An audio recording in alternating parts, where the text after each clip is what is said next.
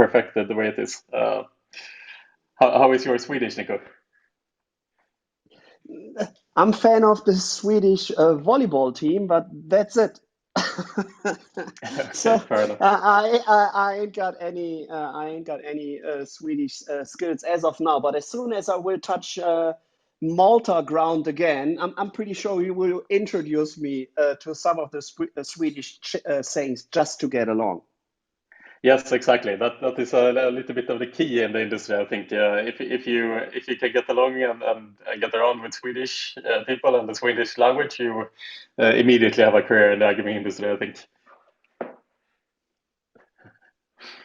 Brilliant, brilliant. So, good morning to everyone coming into the room today. I hope you're all doing fantastic. I hope you're all doing well from wherever you are. As a little introduction today, as always, feel free to just put up your hand if you would like to be invited up to the stage today. We are running this room. We are going back to basics today, Nico, actually, without a specific topic today. But we were thinking that it would be really cool to just do a little update of what's happening in the industry in general, and if there are any specific touch points that is interesting to bring up and discuss today. So we are doing it as a little bit of an open discussion today, an open room. So again, for anyone who would like to join us on stage, just put up your hand and we will invite you up on stage. Karolina, good morning to you as well, our lovely dear co-moderator. How are you today? Good morning, everyone. I'm very well, thank you. I'm actually happy to see the open room today so that we can get a bit more back into the clubhouse sort of casual, candid conversation. Absolutely, absolutely. And the rumors are that you had a pretty good night yesterday, Karolina. Is that so? I did. I have to say I've been out in town in London for the first time in 5 months. So this session, don't ask me mentally challenging questions. We will see. We will see. But good morning nonetheless, Karolina. And I must say you were a trooper for joining us today in that state. I cannot say the same about myself when I've had those type of nights. So nice to have you here regardless. And Peter, good morning to you as well. How are you? Good morning, guys. All good. Was looking forward to see what's the iGaming next breakfast chat is about today. But yeah, can't complain. Still in Baltics. I must say the restrictions here are quite fierce, but yeah, well, positive. Yes, hopefully we are heading towards some form of light at the end of the tunnel here. That's very much the feeling, at least, even though we are kind of going through the last stretches here of restrictions, I think. And Tim, good morning to you as well. How are you doing, buddy? Good to see you here again. Morning, guys. Yes, good to be back and enjoying being a part of the breakfast chat. But yeah, what is the topic for today, Pierre? Dude, I have some very interesting questions for you today, Tim. Actually, I'm really happy that you joined because over the last couple of weeks, I've just become completely obsessed with with blockchain and specifically NFTs. Same. Yeah, dude, it's just incredible things happening in that space. So actually, that will be one of the topics today, Tim. And we are running the club today without a specific topic, so it's kind of an open discussion. Let's take the discussion where it goes. And again, I want to reiterate for anyone who wants to join us here on stage, just feel free to put up your hand, and we'll invite you up. I look forward to providing some counter arguments to your enthusiasm about NFTs, Pierre. I like it. That sounds interesting. Well, I can't say that I'm an expert in any way, so I'm just a curious observer here. So I'm actually excited to see if you have some counter arguments, because it seems very much to be the case that the crypto world is kind of accepting that NFTs are the future. So if you have a counter argument to that would be very interesting to hear, actually. But before we jump into that, we wanted to kind of go through a little bit what happened in the iGaming industry in the last week or so. So I know, Nico, that you have prepared a little bit of a roundup of the latest and greatest. You want to take over and tell us what's happening in the industry? Okay, I will. First of all, thank you for handing over the mic, and welcome from my end as well to each and everyone in the audience, and as Pierre already stated, feel free to raise your hand and to join us on stage. We're always happy to welcome each and everyone on our little virtual couch.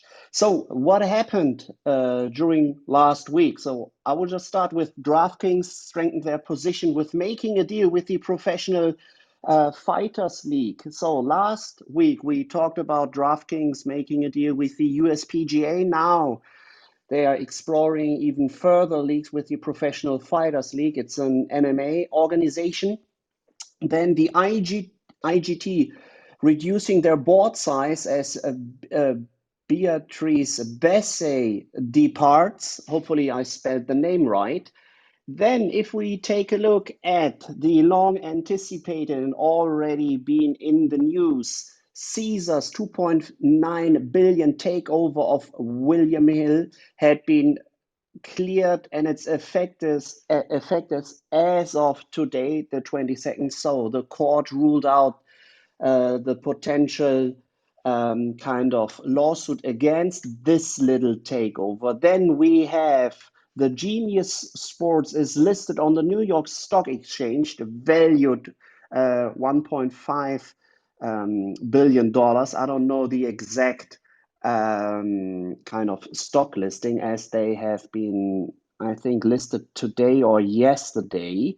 If anyone has any insights on this one, feel free to join us. And then two more things. PointsBet completes the 43 million Bannock technology acquisition, and then there are rumors going around that Flutter actually eyes options to sell Odds Checker, and it's valued an anticipated value of 150 million pounds. So maybe Julian or Tim, if you can kind of take over from the M&A.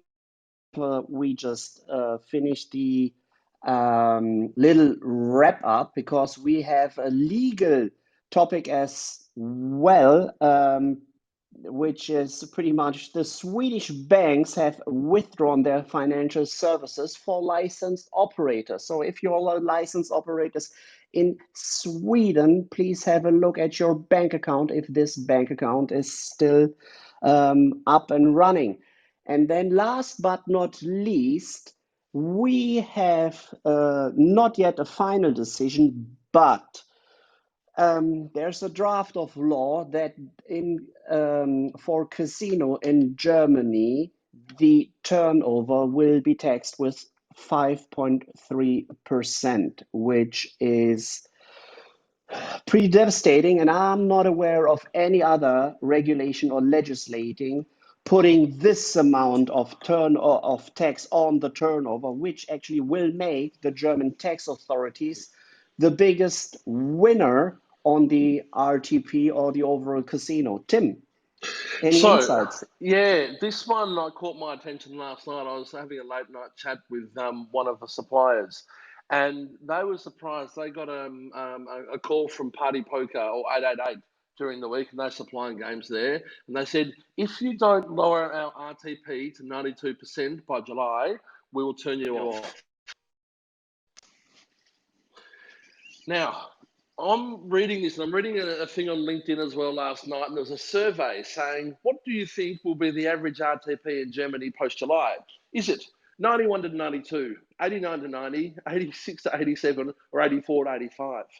And the first thing which came to my mind is, this is a regulated gaming license who say they are doing this in the protection of the player. And all of a sudden, how on earth can this be good for the player when the industry as a whole needs to go and reduce the RTP to 85, 86%? This is almost criminal.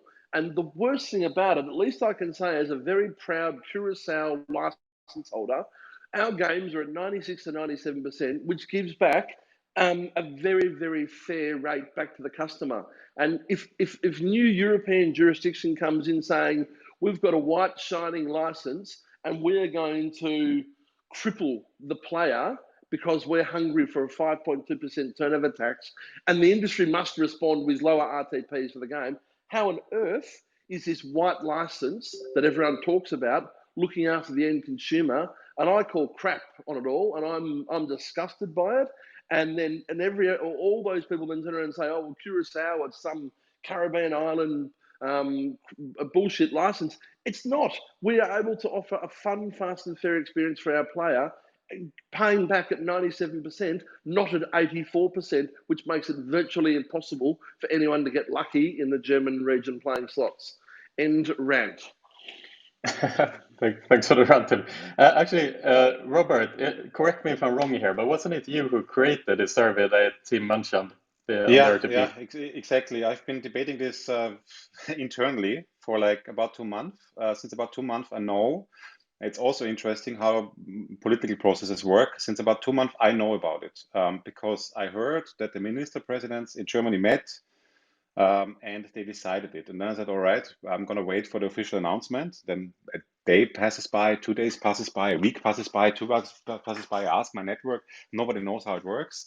And it was decided 2 months ago, and I have a draft law in my inbox, and I read it. There's a silver lining.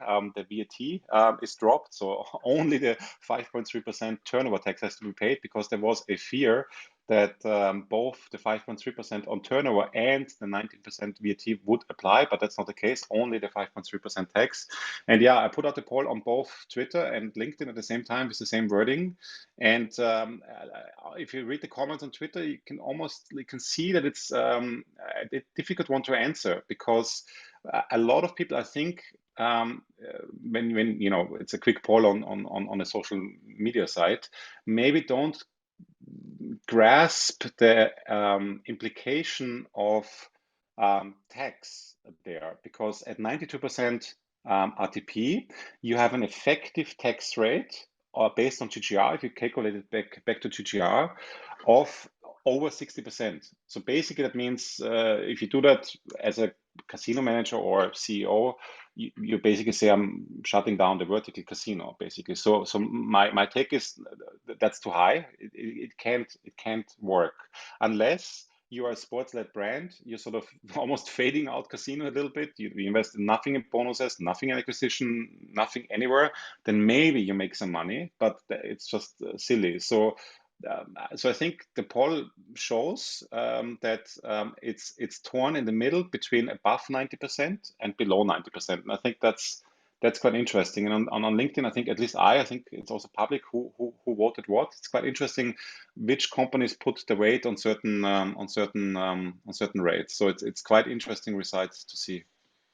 Yeah, and Robert, it was a really good post actually. But then the other thing I heard from the guys is that now suppliers in some of these markets where you've got this high tax rate, they are now starting to push the cost of tax back onto payment providers, and they're trying to share the costs of doing business now throughout the whole supply chain. It's not just on the casino themselves. So it becomes this real niggling negotiation war, and it becomes a price war that, again, people are not focused on how do we provide the best possible service for the customer to give them entertainment. It's more, how do I scrape out 0.5% here and push 0.75% onto that payment provider? And then if I can try and squeeze this person here, then maybe I need to go and squeeze an affiliate there. This is not a good thing for the industry. I'm sorry. Yeah, no, it's not. I mean, I can't really say much yet, but in May, we as a small supplier will make a big announcement. It's not super genius, but it's a little bit of a clever way to circumvent some of the tax, but more to follow in May. Can I just add that? Sorry, Karolina, very quickly. And so that means the other announcement that YOLO gets to invest in your slot company as well, Robert? Or sorry, no, I'll let it go, Karolina. No, let's give way to those news. Awkward silence. Karolina, go ahead. No, I just wanted to add to the point that Robert made about the effective taxation rate becoming over 60%. It's not that I think it is to a certain extent misunderstood, but I also think there are some people that know very well what this comes out to. And I would just like to point out to Polish regulation, for example, where land-based casinos are taxed 50% on GGR. So it's not that it's totally uncommon and never heard of. There are taxes like that, and they are very difficult for the land-based venues, especially with the volatility where they have to pay the 50% tax by the end of the month, and player come back 2 days later and wins it all back. But there are regulations like this, so I wouldn't be surprised if some land-based people were involved and were thinking, why should they have it any different? That's absolutely the case, Carolina. What I hear is Gauselmann is behind this, basically. Gauselmann is also behind something else. I'm hearing something very ugly, which is even more damaging than the tax, is some certification process. This is just really, really rumors. This is very early, but there could be a chance, but this is going to be fought very, very hard. That the German, I forgot the name right now, the German certification house, the specific one, which does all the certifications for the offline slots, will also become the single certification house for online. And then basically what it means is that Gauselmann and Novomatic will book slots with them. So it could be a very weird situation, 1st of July, that that you can't have basically a legal game in the German market. I don't think this is happening, but this is another ugly thing to watch out at the moment, how are things certified? Everybody's unsure how do you certify a game post 1st of July? No certification, because at the moment there is no certification process established. Do you certify under MGA? Then you have the problem with the 92% rule in Malta, or do you certify against GLI 19? So there's a few questions there, and yeah, so it's going to be an interesting one to watch the next few weeks, especially. It's going to be a nail biter till 1st of July, and then maybe the conversations don't stop post 1st of July. Let's see.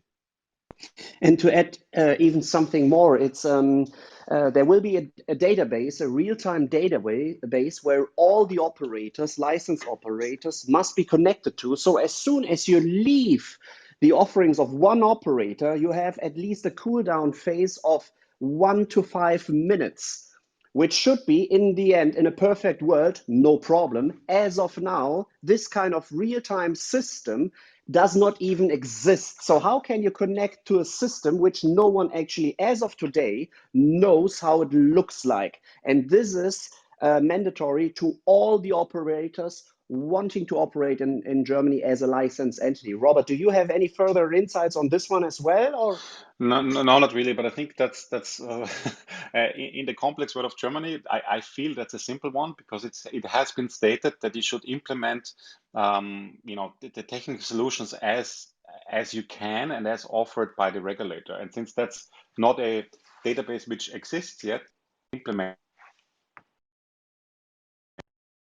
in the end, I think. So that's yeah. In the complex world of Germany, I feel a simpler topic right now. But of course, once it exists, there might be deadlines which you can't fulfill and all this kind of other stuff. But I think, yeah. Yes, we're living in the world where regulation are disconnected with reality, and the best example is the whole way of dealing with the pandemic. I mean, I stood for 3.5 hours at the UK border 3 weeks ago to get back in, just because there isn't a system where you can input the test results and can check people. And I've done 2 weeks quarantine in here, and my tests that I paid for didn't even come back. The results didn't come back. So there is people putting regulations in place without consideration whether this can be executed. So it doesn't surprise me that we're seeing that in our industry as well. I just want to ask a question on this, actually, because look, I'm the one on the panel actually who's furthest away from this, right? And importantly, I like gray, I don't like white. But doesn't all this seem a little bit too much Big Brother to everyone? I mean, I'm really worried about a consolidated database. I'm really worried around so much control and so much visibility, right? Karolina brings up the COVID vote, right? Which we all know is effectively a very big mass data gathering exercise. But surely the same thing's happening in gaming right now, specifically in Germany, with all this over-regulation. So one of two things is going to happen, right? We're either all going to push our really good high net worth players and regular players to the grey market because they have no choice, right, of the restrictions, or we're actually going to have this massive big policing database of behavior, right? Who controls this? Who watches the watchers? I'd like to understand your guys' thoughts. From the sound of it, Julian, it sounds like Castlemont and Novomatic are the ones controlling what's going on in Germany, to be quite frank. Yeah. Yeah, go ahead, Tim. Or I have this romantic idea perhaps about regulation that I actually like. I think I was on the panel 12 years ago or so and discussing about online gambling regulation in general, and I felt like it's a chance actually for online gambling to have, if you can solve it in terms of privacy and watching the watchers. But if you have a central database, you actually have a chance in online to have a safer regulation than offline, because once you're in a central database and you're blocked in one casino, you can't play in the other casino. So I had this sort of positive thought about it. That's actually cool, because then suddenly you can claim in online, well, online is significantly safer than offline for that matter, and for many other matters too. Yeah, look, Robert, in our Estonian license, there's a thing called X-Road, and every transaction, every gaming transaction needs to be sent through this sort of secure pipeline to the government database. And if there's a national block there, so everyone must be verified to play. So if you're blocked on one casino, you're blocked on all Estonian licensed casino, because it all runs through the central database. The way they get around it is that, and this is a whole Estonian ID card as well, the people who watch Big Brother are the citizens themselves, that you can request data from the government. Who has looked at my data? So you're allowed to go and put a request in to see who and why some government agency or government agent is looking at your data for any reason, whether it be doctor, whether it be police, whether it be intelligence, who knows. So in that sense, Estonian, the X-Road allows you to sort of keep an eye on who's watching you, but there's a very lovely centralized system, which is it's a great policy from a responsible gaming aspect, that if you're blocked on one Estonian license casino, land or online, then you're blocked on all of them for that period of time set out, and it works incredibly well. I'd like to also welcome Bogdan here to the stage. Bogdan Stanczak. I'm sorry if I mispronounced that, Bogdan, but wanted to welcome you and ask if you have any input or any questions to the panel so far. Yes, hello everyone. You pronounce almost correctly. It's pretty complicated for English speaking, or even for the Swedes. It's Bogdan Stanczak actually, but it's very okay. So the comment which I will have, because I'm looking closely for actually all of these European regulations which are taking by storm the market, I would say, and each and every one of us is witnessing applying some strange regulations. And Karolina has been mentioned about the Polish taxation, which is overly strange, imposing an unnecessary 12% additional tax on the client, which is very, very unique. And it's something what is not the favorite thing among the customer, but what I would say as some sort of an overall comment is that I remember back in the days when we, during my expect time, when we launched EGBA, the organization which has been lobbying for the gaming laws in the European Parliament. And I think we have enough power, especially for all those companies which are located in Malta, to actually speak for the industry. And we should think very, very closely on actually getting some sort of organization or had the panel discussion with the European Union, or at least with the respective countries where the regulations are taking place, and actually share them our knowledge in the best way possible, providing the expertise when it comes to the regulation, which will not harm the market, bring the revenues for the government, and also be friendly foremost for the customers. I think that is something what we should be looking at. Interesting points, Bogdan. I have a question for you actually on the EGBA in general. It seems now that in each local jurisdiction there's local industry organizations popping up in the last couple of years. What is the efforts now done by EGBA on a European level? Is it even possible to get these discussions happening with the European Parliament, or are you better off trying to tie the local industry organizations together to work more on a local front? Well, I think EGBA has somehow lost this momentum, and that's what I think it's important for the industry to try to speak up and raise the hands, raise the voice. And I've been mentioning before about Malta. For me, this is kind of a natural choice to get the voice being raised from there, because we are pretty much close to the Maltese government, and it should be easier even for such a small island and for such a small country, but with the kind of a reputation for being a real hub for all the European betting companies. So I think that that will have quite an impact, and we should be looking as an industry on trying at least to raise the voice. Unfortunately, I don't think it will be possible on the scale, on the European scale. I think the more impact from it will come to the countries, to the respective countries. So if we could think of finding the way of getting access to, let's say, the German, Polish, Swedish, or any other government bodies who are working on the legislation, and actually allow them to hear the expertise coming out from the industry, that will bring a lot of clearness and a better situation overall in the market for all of us and for the customers. Great, Bogdan. It seems to me that what the industry needs on the political side and on the lobbying side is cooperation between all of these industry organizations. There's 2 in Sweden, 1 in Norway, Finland, Denmark. We have Peter Paul here, who is representing NOGAV, the Netherlands, and so on and so forth.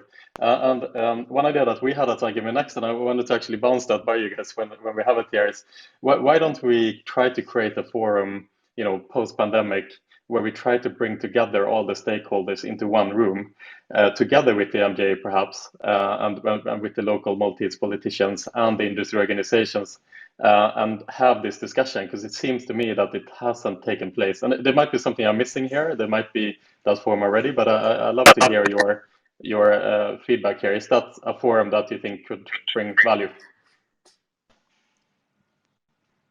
I can pitch my tent here. Let's start a gaming super league, right? That went really well. It could actually work really well on all fronts. I actually think it's been done before.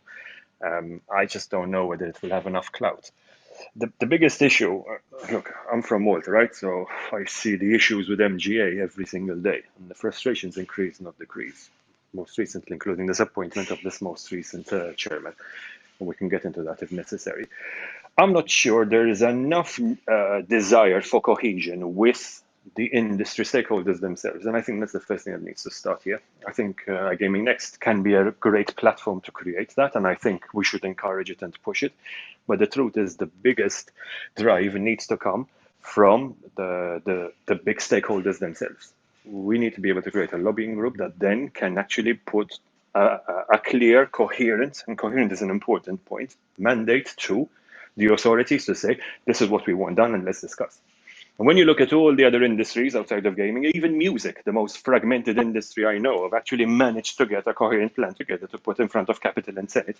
And then you get defense and you get tobacco. Everyone works on play. Gaming is the most fragmented. And I think if there's a chance to do it, it probably is on platforms like this, such as Clubhouse, to be able to make it happen. Now, whether the MGAs of this world, can understand the rationale and whether they want to, are 2 bigger challenges. But it's a lovely problem to have once we have stakeholder cohesion.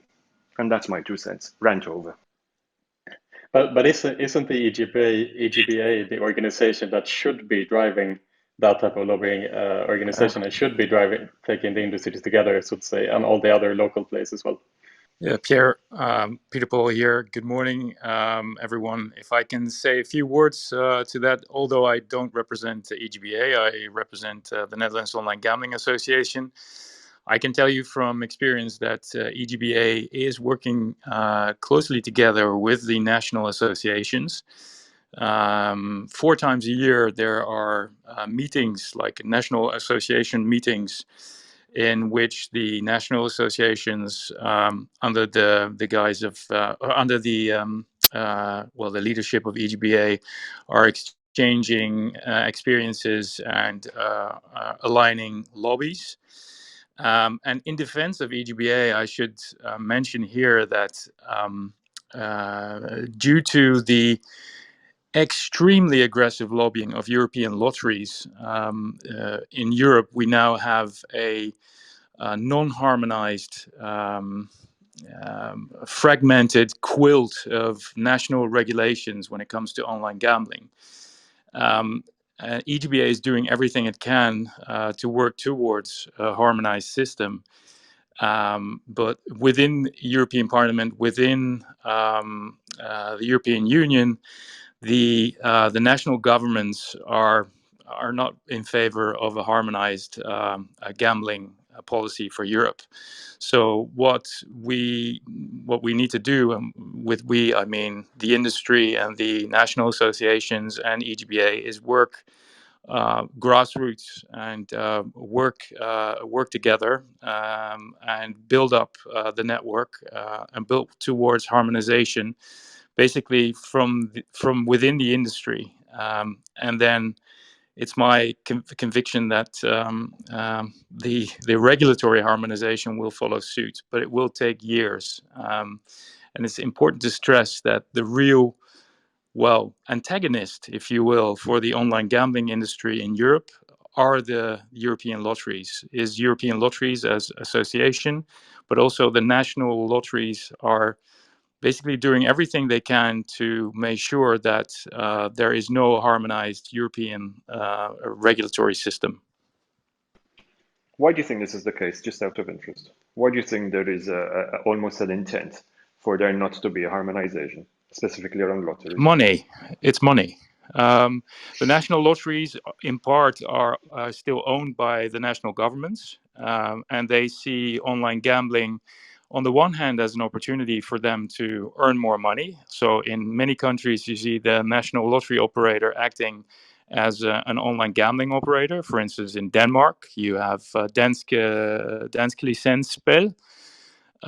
In Sweden, Svenska Spel is active on the online gambling market. In the Netherlands, the Dutch State Lottery will become active per the 1st of October, and they basically are using, and I'm using a nice word, using their market power to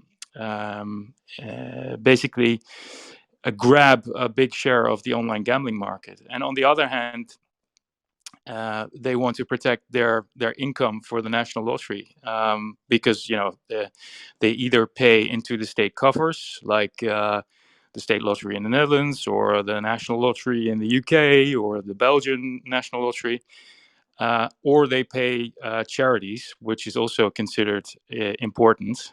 So they are protecting their turf, basically.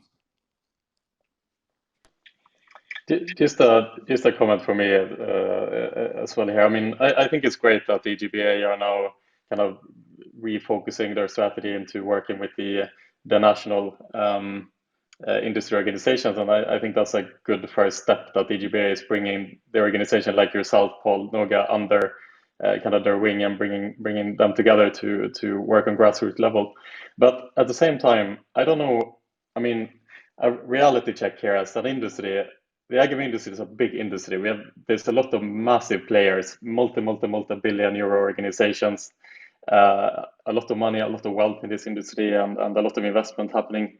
But it doesn't seem that on the lobbying side of things and indirect organizations that there is enough resources or enough dialogue happening between the key players and the industry organizations to be able to strike up these conversations on a political level.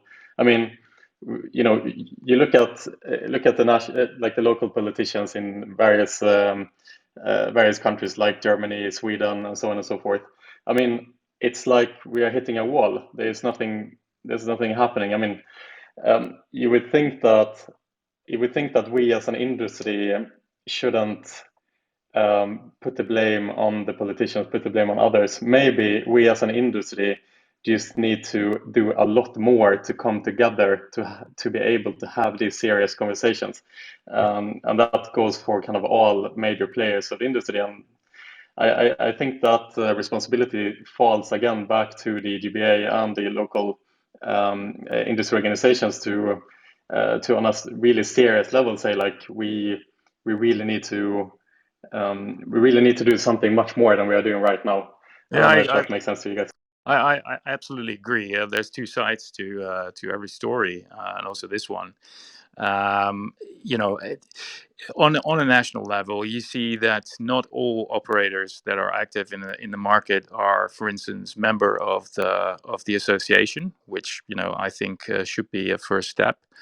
But also, if you look at the membership of EGBA, I think they have 7 members. I think there are a lot more European operators. So basically, the operators should also step up the plate and become active members to work towards this European goal. And there is a lot of lobbying going on. Lobbying is done quietly most times. So EGBA is definitely very well connected in Brussels, but the flag, let's say the European flag, is not really going our way. Nationalism is rampant within the union, and calls for harmonization are not really welcomed by members of European Parliament. So yeah. Just to add one more thing, based on the German market, when Julian came up with the idea who's actually watching the watchers. So first of all, if you kind of come up with a pretty strict regulation, but on the other side, you also saw there are state-owned casinos we have in Germany that's in the retail business. So if you just limit the online world with pretty strict restrictions, which do not apply to your own or state-owned retail casino shops, where will this lead? First of all they are expecting the online world to actually shift over to the retail business, missing one point in the end. If all the white market or being interested in being licensed operators can't get their license, this will drive the traffic to the non-regulated markets, which are usually just one click away. Or to give you another insight, why it actually took more than 15 years to actually give out sports betting licenses. It was their way, I'm just speaking about Germany, it was their way to actually save or secure their state-owned lottery, which was, of course, or is still violating European law. But in the end, it was just the way it was handled. So with the strict restrictions to the online world, they might follow the route of securing the retail business in Germany for their premises, which are state-owned. Peter, any thoughts on this as well from your end? Nico, I think you worded very, very carefully. Being Dutch and being kind of blunt, I would word it as follows: this is clearly anti-competitive. This is the state helping state companies. So. You mentioned the cases in the past with the German lotteries basically blocking any progress in the online gambling market. I used to work for a lottery company from Germany, Zeal, and they were almost put out of business by the German state. So and this is Germany, and I think Germany is one of the I shouldn't say worst examples, but where the state is not completely treating market players fairly. Let's put it that way. But there are more states. In Finland is a very good example of where the state is not regulating the market in a fair way. I would say they're using a monopoly. supposedly to protect Finnish consumers, but at the same time, Finnish consumers are inundated by advertising for gambling by the state. Norway, similar story. So we're basically up against state-owned companies that are helped by the governments.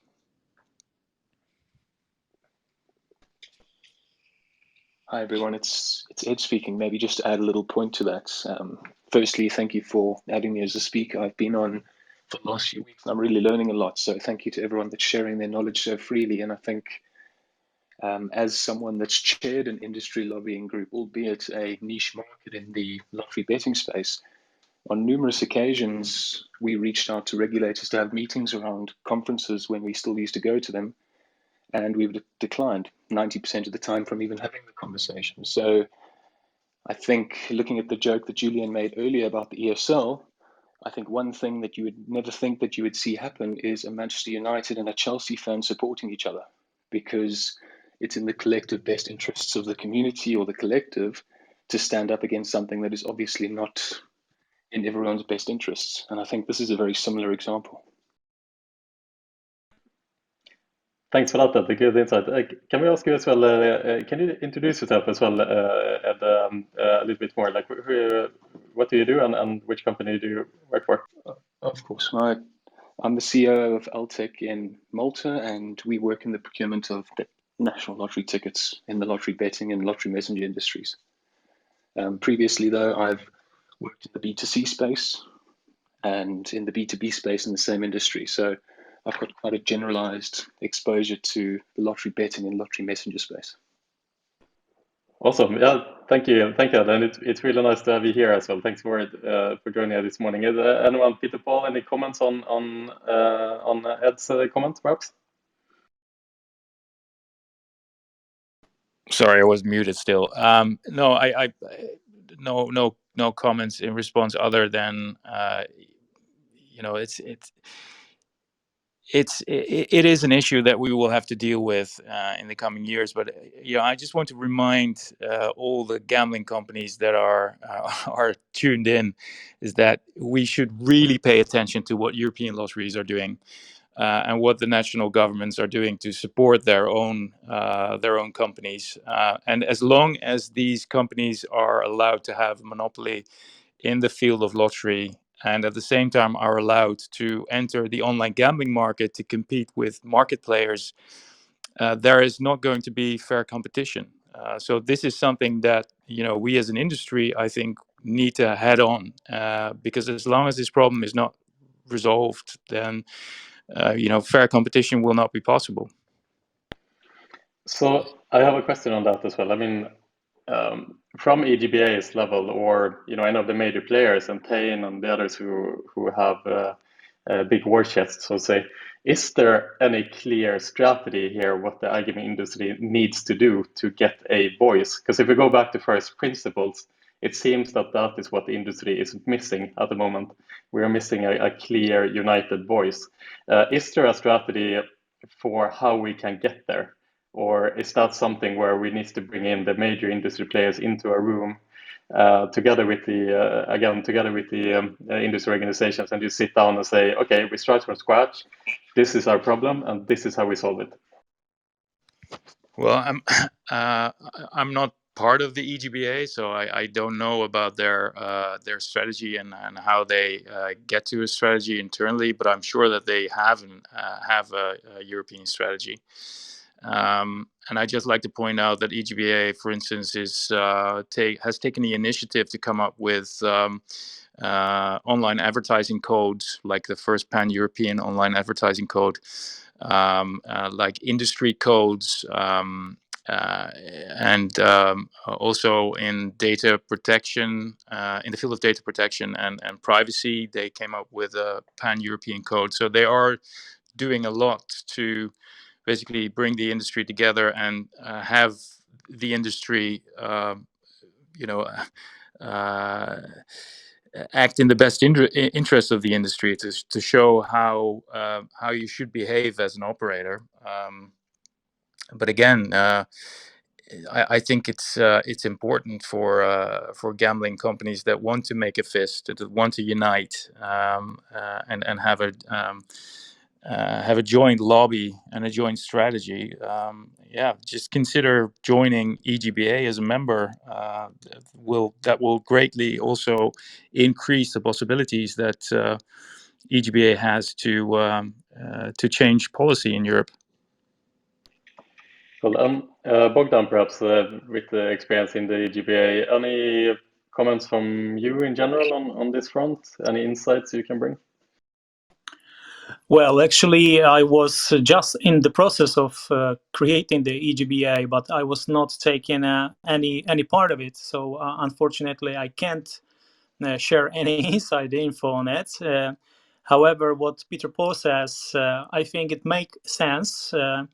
However, I am just not sure if looking back into the past, that will have us strong impact, us creating a new body, some sort of a new body, new organization, but the one which will be strong, because right now, if you look on the EGBA, there is actually just a couple of companies who are associated there, and perhaps that's the why they don't have the voice been listened the way it should be. It's also unfortunately you must take into the attention that there might be some particular interest of company X, which is represented out there. So, of course, I'm not going to point a finger on any of them, but that is what has been. That's what in the past, what I've been witnessing has been perception of some of the efforts of EGBA. So I would like to avoid it actually, and I think. If we stand together and think about launching this kind of organization altogether, but with a lot more companies associated, then it should have a bigger impact than already existing one, even with so many contacts they have already within the European Union.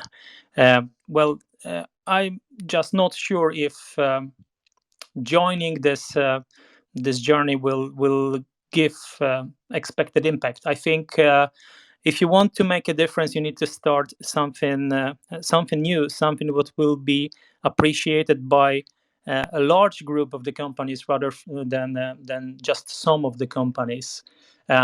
Perhaps it would be a good idea to initiate the contact with EGBA and see what their stance are on the current situation, and maybe we can come up together with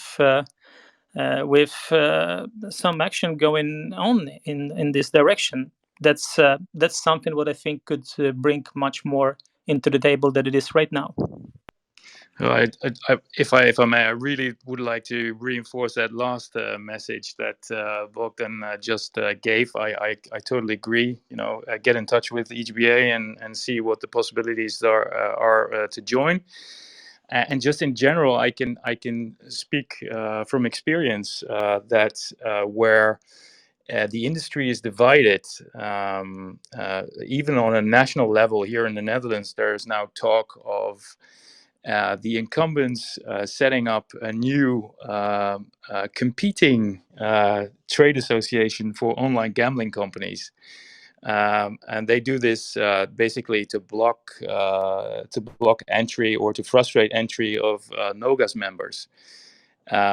You saw a similar thing in Sweden, where you have both on the one hand, and on the other hand you have Spare. In Denmark for many years, Danske Spil has been opposing DOGA, which is the trade association in Denmark, until they decided to join DOGA 2 years ago, I think it is now. But in all markets where you see the industry is divided, they are basically they're not able to represent themselves with one voice to politicians and policymakers, and that's where bad policies are born. because if you're unable as an industry to unite and to have one voice and to have one representation to policymakers and politicians and the government, then you're not going to be listened to if you're infighting amongst each other. I think perhaps what the issue is here, that it's the EGBA level is lacking clear vision. And I think that is kind of what is holding them back. As you were saying, there's only 8 members or so, but at the same time, within Europe, we have a massive amount of operators and suppliers who should be interested to support the EGBA. But I think what is lacking is just the vision, and pulling the industry together in a room, discussing what should the goals be here for EGBA, and kind of coming up with a vision as an industry, or trying at least to come up with something that we can all stand behind.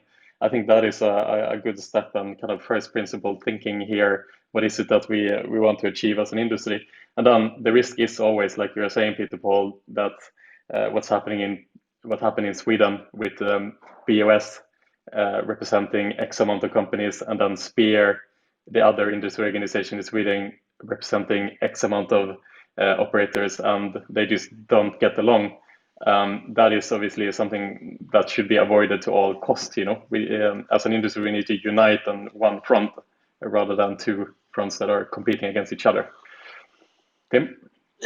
Yes, I agree, Pierre, but I'm worried that we're in a competitive marketplace, and you're going to have your tier 1s, your tier 2s, your tier 3s type providers. And really would, let's just say, a GVC and a Flutter want to take some kind of compromise which will help the smaller startup player in Malta succeed? Aren't they there, and isn't their obligation to their shareholders to gain as much market share as possible? And is it in their best interest to have, I don't want to say a socialist policy, but an inclusive framework from an industry group that sets the boundaries and makes sure it's a fair marketplace? Would all those tier 1 books and casinos really subscribe to wanting to help like this? I struggle to see. I'm looking at the football analogy with the top 6 there. They've gone off and done this. They don't care about the other bottom 14, but it's the FA and the English FA who are there protecting the integrity of their Premier League and their domestic league. That's their role for the good of the sport. Do we have that kind of representation in the gaming world? I mean, I think the question is also, at the end of the day, yes, it's difficult for the tier 1s to unite, the kind of help, which would potentially help the tier 2s. But at the same time, would they rather want German legislation spreading across Europe with 5+% tax on turnover? What is the preferable option? Yeah, so sorry for jumping in again. If I can, respond to the concerns that Tim just mentioned. These are very real concerns, and you hear them in all trade associations. But the way it works in trade associations is that you decide upfront what topics you do not agree on what topics you are and will remain cutthroat competitors, and you put them on the parking lot and you don't discuss them. You zoom in and you focus on the subjects that unite the members. And what I see with the larger, what you call the tier 1 operators that are members of the trade association I work for, is that they put aside their individual interests that might be, different from the tier 2 or tier 3 operators, in order to get a healthy, well-regulated market in the Netherlands.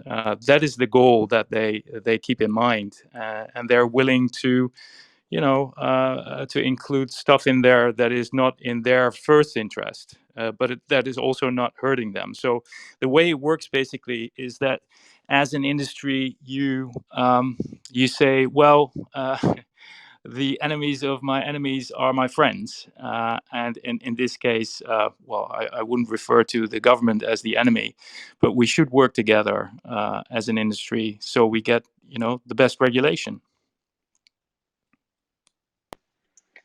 Yeah, and I think that is the key here as well. I mean, just using simple game theory here, we can quickly realize that, like, yes, there's a net positive to be had if you're a tier one operator, rather than having a fragmented industry without the voice. I mean, just look at other industries who are well represented on an industry level, who can do wonderful things together. So I think, why can't the iGaming industry be able to unite as well? And maybe it's just the case that there hasn't really been anyone who seriously have tried to bring in the tier ones and the most important players yet, to have that dialogue from first principles and to say, what can we achieve as an industry if we really work together? Like, and I think what the EGBA is doing now, it's great. They are doing some initiatives now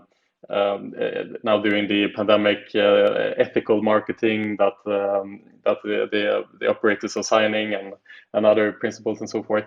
But I'm just worried that I don't think it's enough on a European level, or on a big level, to really get the voice as an industry out there to actually make real change for the industry. I think what we are trying to do right now is like stopping a hurricane by blowing at it. It's not enough, basically. I think the industry needs to work a lot better together.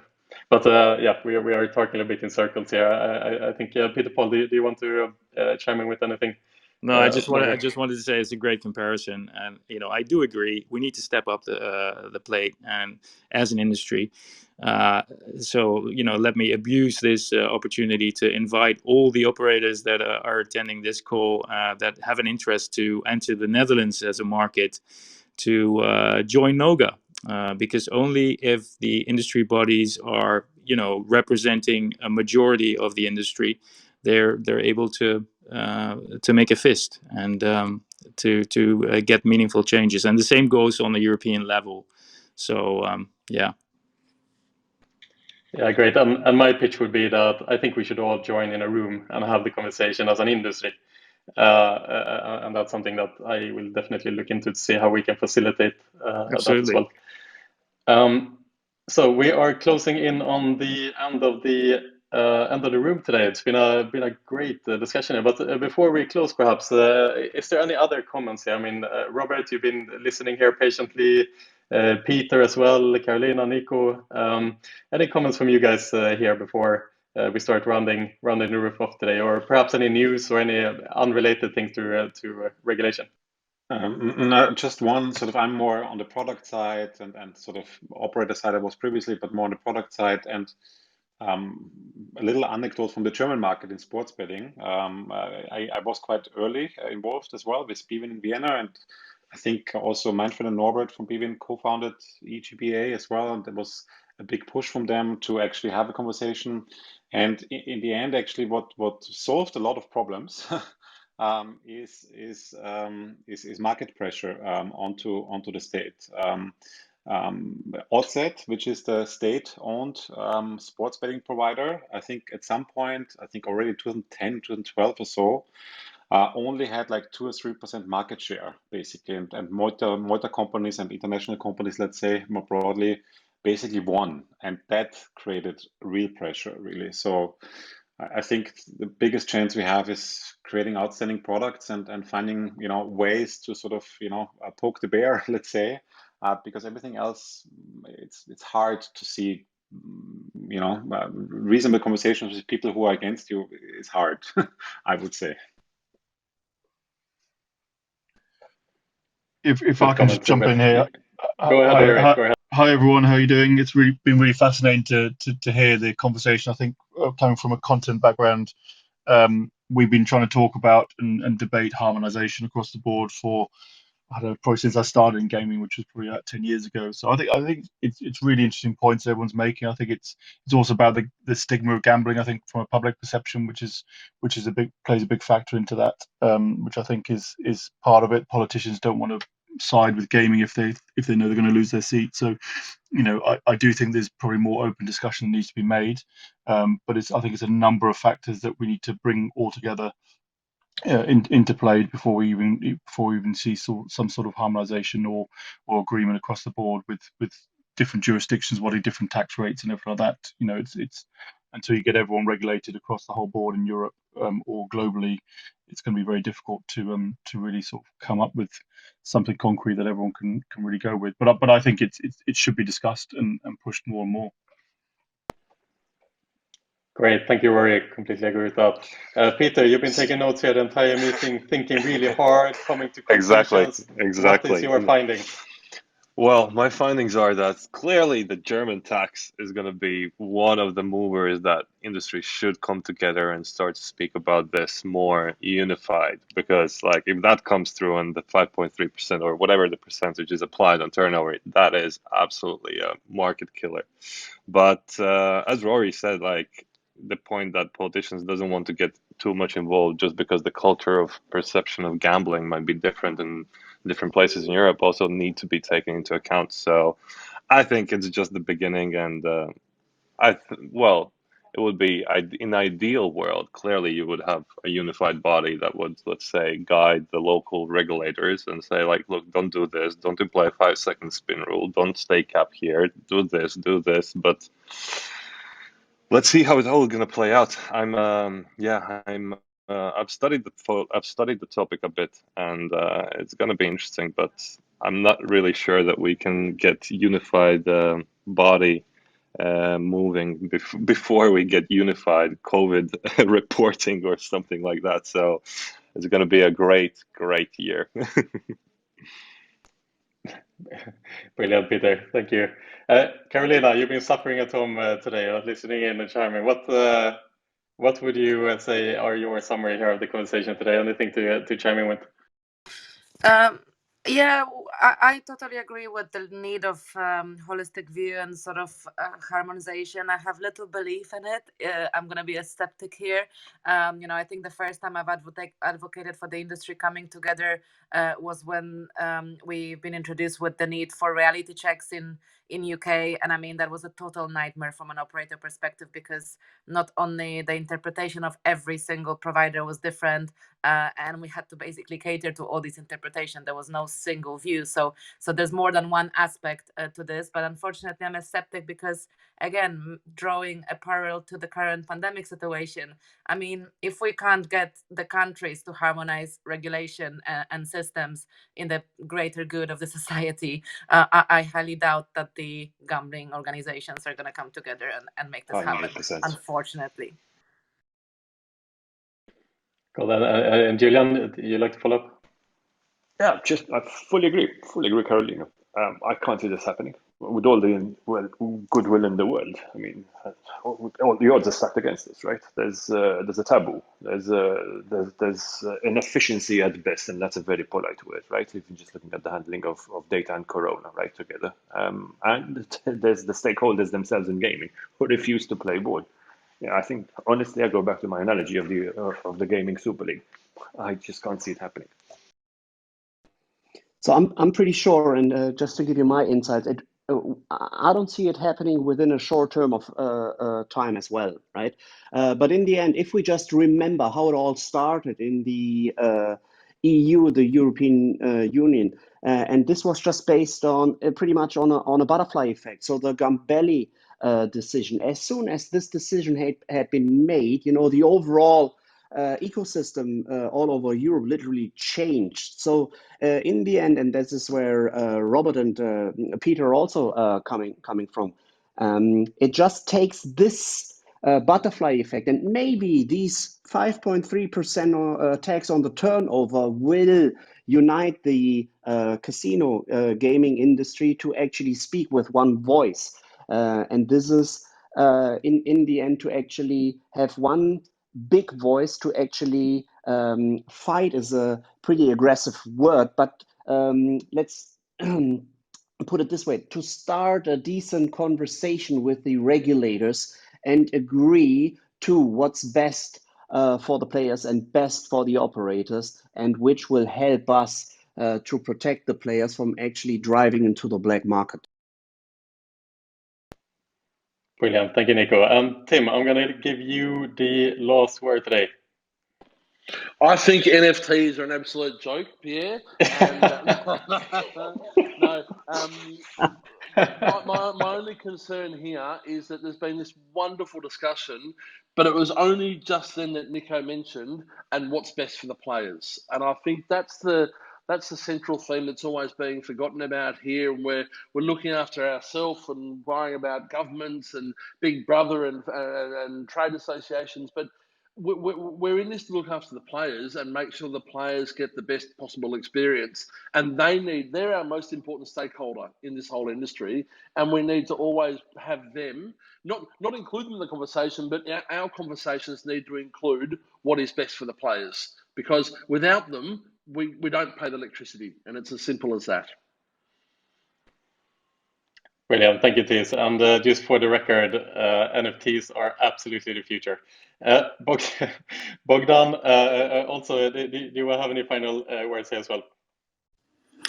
Well, what I want to say is we have to be brave enough actually to raise the voice, otherwise nothing will change. So even though I do have a small hope that this can actually can be pulled out, I think if you're not going to try, nothing's going to happen. And just to comment on what Tim has said, yes, the customers should be the ones which are in the exactly in the center of our interests, and actually they always has been. And without it, it's going to be hard to push any legislation laws or any new unified front without the approval from the clients. So broadly speaking, and I do believe that we are advocates for these clients as an industry. Brilliant, Bogdan. Thank you so much. And thank you all the panelists for coming up on stage today for this spontaneous discussion. This is really the power of Clubhouse. Really nice to have you guys here chiming in and sharing so openly and speaking freely. This is what it's all about. And I'd like to also thank everyone for tuning in today in the audience as well. Don't forget to click the little greenhouse here on top of the window. You'll see the greenhouse next to iGaming Next. There you can join the iGaming Next club, and then you will always be notified whenever we open our room here as well. Feel free also to add the moderators that you like here as your friends, and you'll always see them whenever they pop into other rooms as well. With that said, I think we've all had a nice little breakfast, morning coffee here, little breakfast together. It's always nice to see you guys here. And I'd like to thank everyone again and wish you all a lovely Thursday ahead, and take care of yourself and stay safe, everybody. Thank you so much, everyone. Thanks, everyone. Bye-bye. Thank you. Thank Bye-bye. you. Bye-bye. Bye-bye. Thank you. Bye.